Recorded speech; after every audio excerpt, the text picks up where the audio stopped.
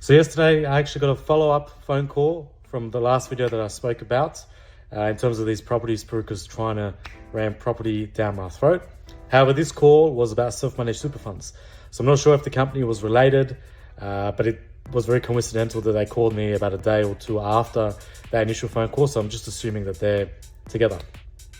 So my first question to them was, were they qualified? Were they part of the SMSF association? Could I check up a license number?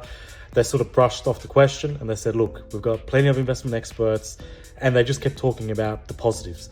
They said, we bought property in SMSF for clients a few years ago, and they're absolutely they're making a lot of money with the capital growth. And like I said the other day, it doesn't take a genius to make money in property 2 or 3 years ago, because remember, the cash rate got dropped down to 0% and everybody made money in property. So the last few years is not an accurate reflection of where property is going to go for the next 5-10 years. Anyway, I come up with a fake avatar and I was like, look, let's play along.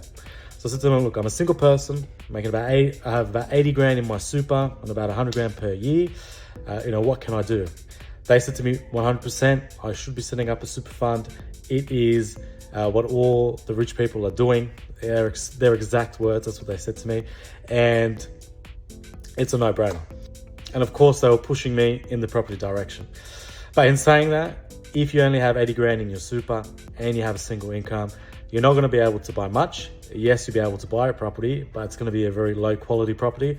It's probably going to only be regional. Let's face it, it's probably going to be an apartment, and that's all you can do with it. So, however, if you have 2 members contributing to the super fund, you should be theoretically able to borrow more because the way that they calculate it is net rent that comes in plus 2 contributions to come up with the serviceability calc, and that's how you can probably get a bit more money. But if you're a single person, 80 grand in super with a single income, you're not going to be able to borrow much. And to be honest, I wouldn't even be looking at a super fund product at this stage until your super balance gets a bit higher, just because of the cost to set up, the cost to manage it each year, the time as well. It's probably not worth it. So with all of these things, I think you need to get expert advice. Find someone who's part of the SMSF association.